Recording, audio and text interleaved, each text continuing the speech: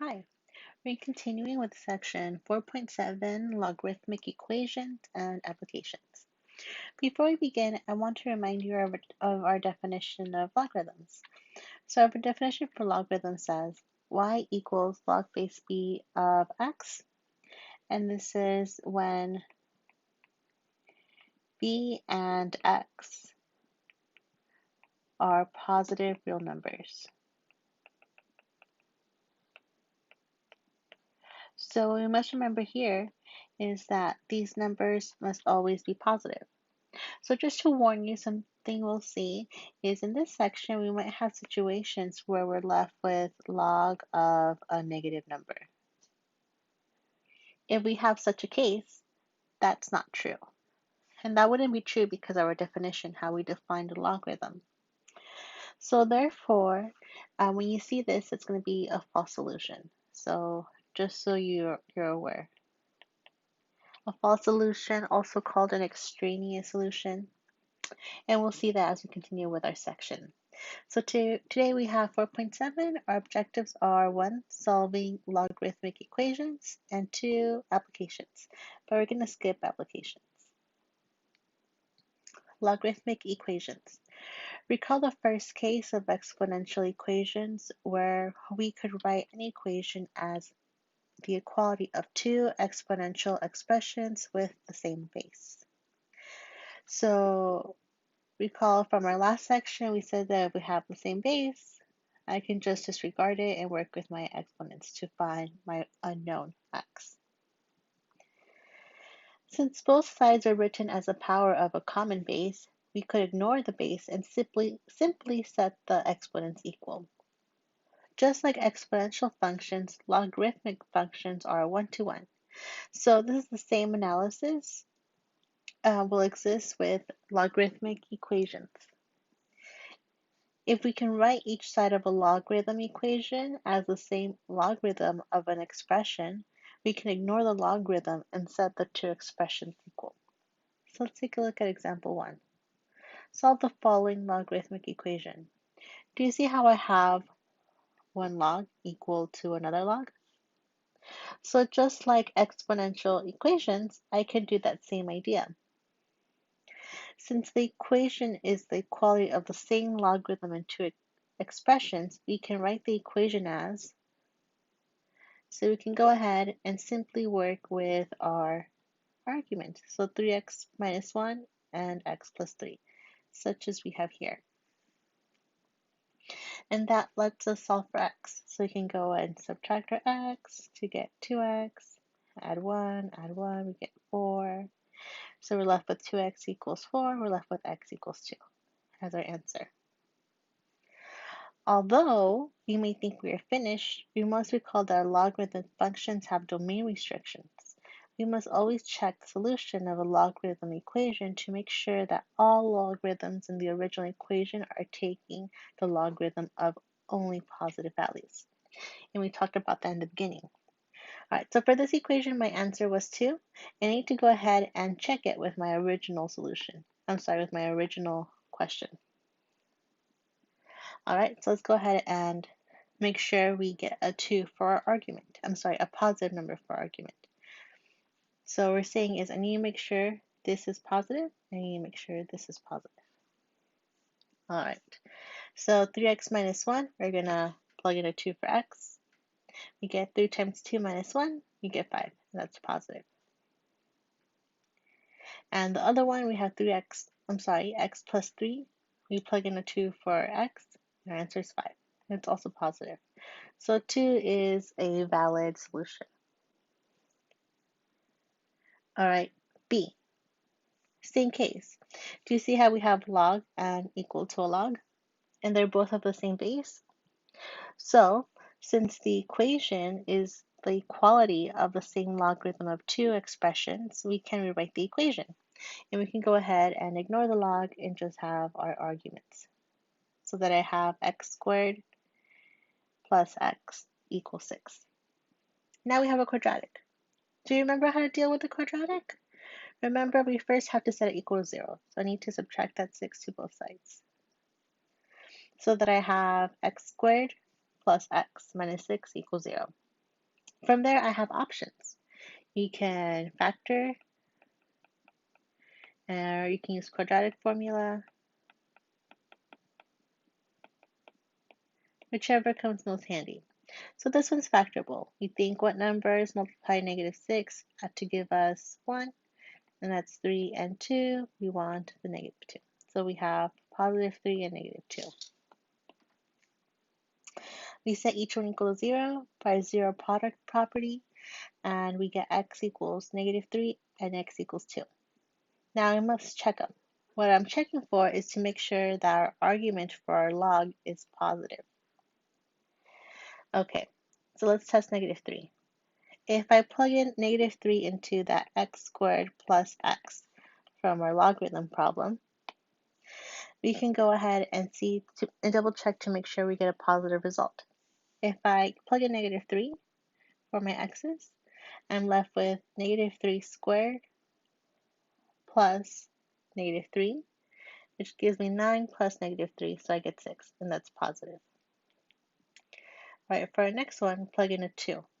2 squared plus 2, we get 4. We get 2 squared plus 2, which is 4 plus 2, we get 6 again, and that's positive. We're just making sure that we get positive results. If so, that can produce a possible true answer. Remember, I can only take the logarithm of a positive number, not a negative number. All right, let's continue on to example C, where we will see a different type of problem. C. Solve ln of x plus 1 plus ln of x minus 5 equals ln of 16. So this one's different because we're used to seeing ln of something equals log of something, right? In this one, we have another ln. So can we do something from our previous math knowledge, from our previous sections, so that we can just get one ln on each side, or one log on each side? This equation is not the equality of the same logarithm of two expressions because the left side has multiple terms. However, we can use the product rule of logarithms to combine the left side to a single logarithm. So we see here how we have this left side. Well, we should notice that we have a plus and we have a log. So I can go ahead and use my product rule to rewrite it as one log. Okay, so we can, since they're being added, that would be the same thing as multiplying them with one log. So I have ln of x plus 1 times x minus 5, and I FOIL x times x squared, x times -5 minus 5x, 1 times x plus 1x, 1 times -5 minus 5, and combine like terms. And we're left with x squared plus minus 4x minus 5. All right, now that we have an ln on both sides, ln and ln, now the equation is the equality of the same logarithm of two expressions. So we can write the equation as, so I can drop my ln's from here. So that I have x squared minus 4x minus 5 equals 16. And with every quadratic, we must set it equal to 0. So minus 16 minus 16. And we're left with x squared minus 4x minus 21 equals 0. All right, this is factorable. What numbers add to give you -21, add to give you -4, 7 and 3, or 7 would have to be negative, so my 4 can be positive. So I have x minus 7, x plus 3. All right, we say each one equal to 0. We get x equals 7 and x equals -3. Now we have to check our answers into our original question. Our original question, we have to make sure that our values in the parentheses are positive.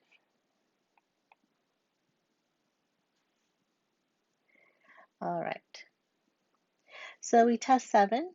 We get x plus 1, and we plug in a 7, we get positive 8. So 8 is a possible answer. When I plug in -3, I get -3 plus 1, which is -2. that one's not positive. So x minus 3 is not an answer.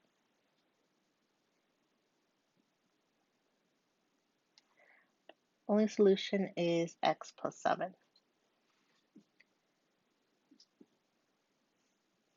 Starting with the first example in this section, we were either given an equation as the equality of two of the same logarithms, or we were able to use logarithm rules to combine logarithms, so the equation could become the equality of two of the same logarithms.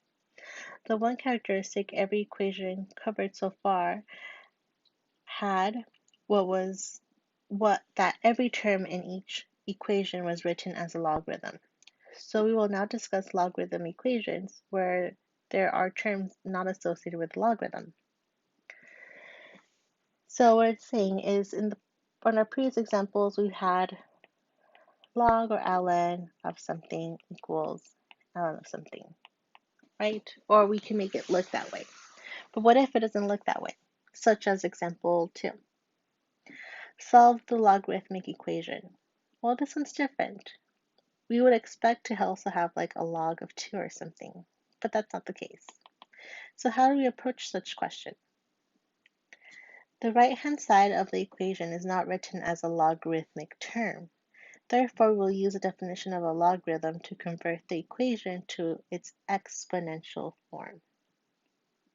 So we're going to rewrite it. We're going to write an exponential form. Now, I trust by now you know this by heart. So we have log base b of x equals y is the same thing as saying b to the y power equals x. So let's rewrite it. If I have log base 5 of 3x minus 1 equals 2, this would be the same thing as saying 5 squared equals 3x minus 1. And this is something we can totally solve, right?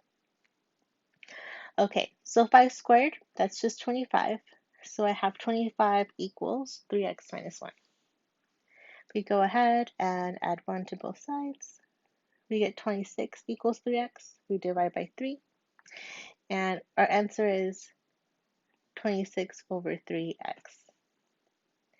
All right, let's go ahead and check it into our work. We have to check it into this and make sure that my answer is, or when I plug it back in, I get a positive value. All right. So now we have to check our solution. So I have 3x minus 1. We're going to plug in for x, 26 over 3. My 3's cancel and left with 26 minus 1, which is 25. That's positive. So it is a valid solution. It's a true solution. Example 3. Solve a logarithmic equation. And we have log of x minus 1 plus log of x plus 2 equals 1. Okay, so this is another situation where we only have logs on one side, but we also have an extra term. So is there a way where I can write this as one log? Yeah, right? The left-hand side of the equation is a sum of two logarithms, and the right-hand side of the equation is not written as logarithmic term. Using the product rule on the left side, the equation can be written as log of x minus 1 times x plus 2. And recall this is because we have a log plus a log. Because I have a plus, I can write it as one log and multiply their arguments. All right, so now we're here. And we have log of x squared plus x minus 2 equals 1. So we only have one log. So how can we deal with this? We can go ahead and change it to its exponential form. Now, I don't see a base, so we assume base 10.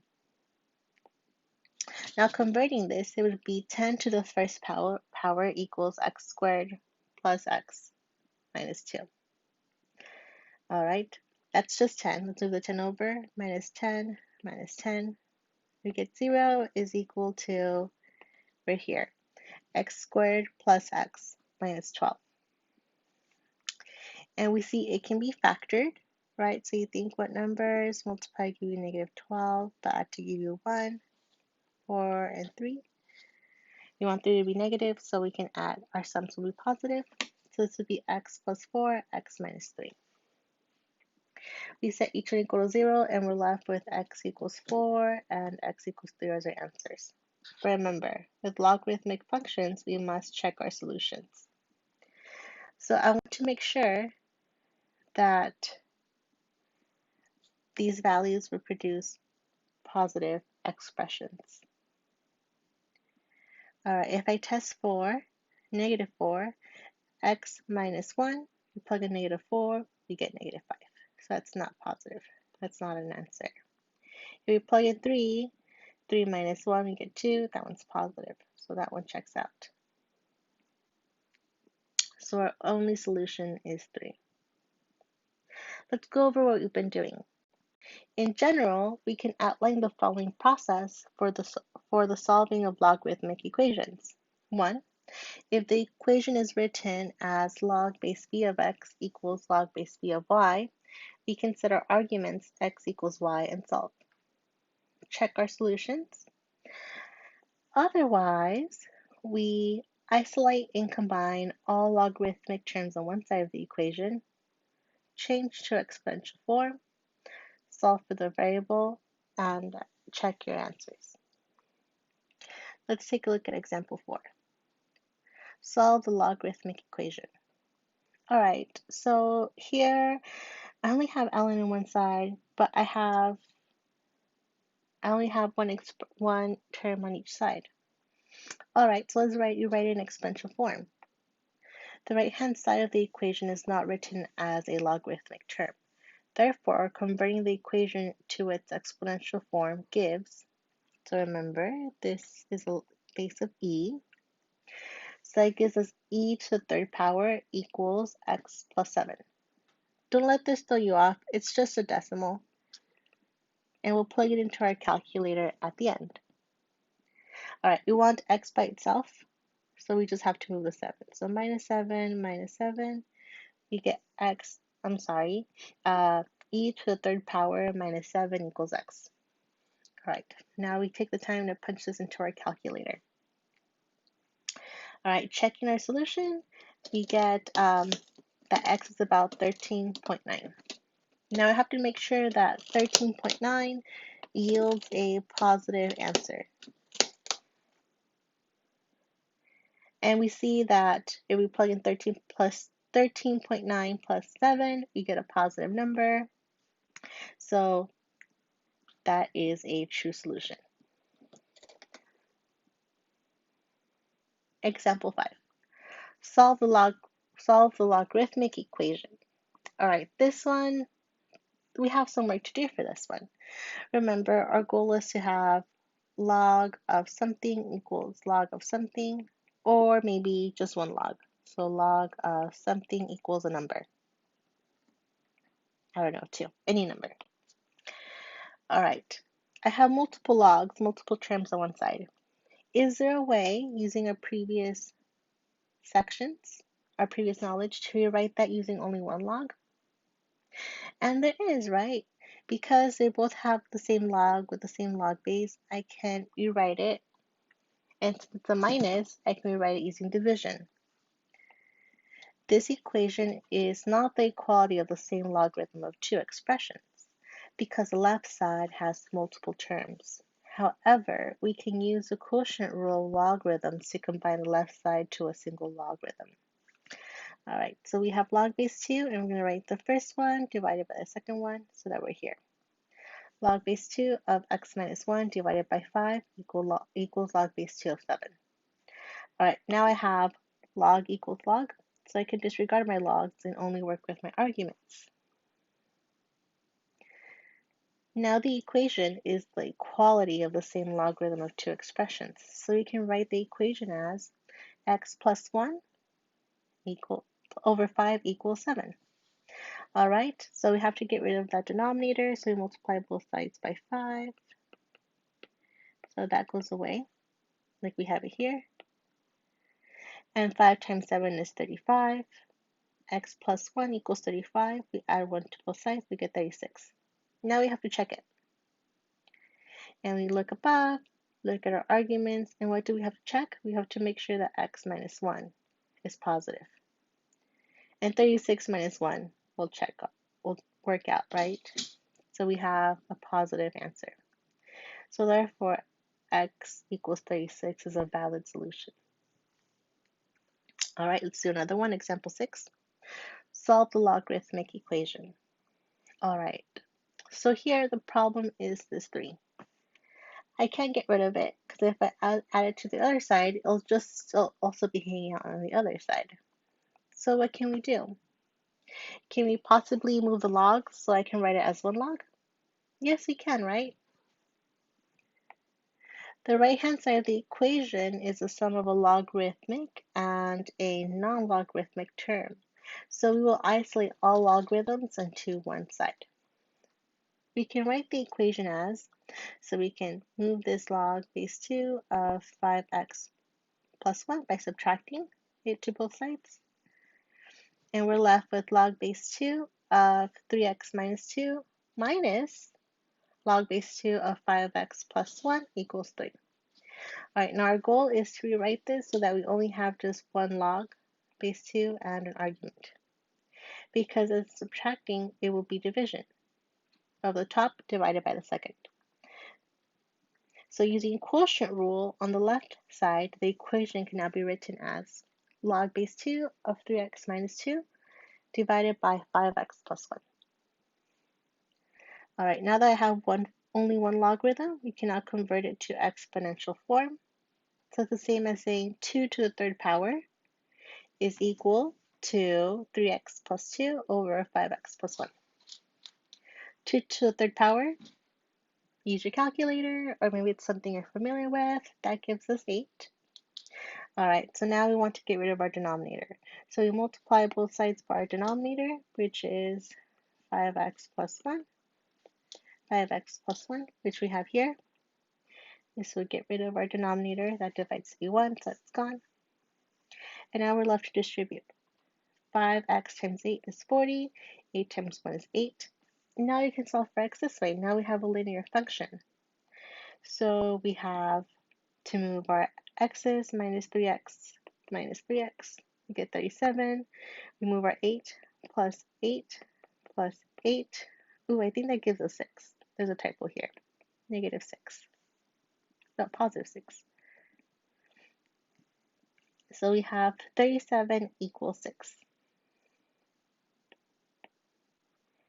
X equals 6 over 37.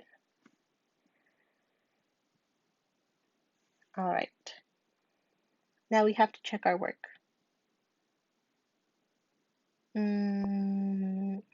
It's positive, right? It's positive. So I have 6 over 37 that I have to check. I check into our original equations. So I have 3x minus 2. And I plug in a positive number.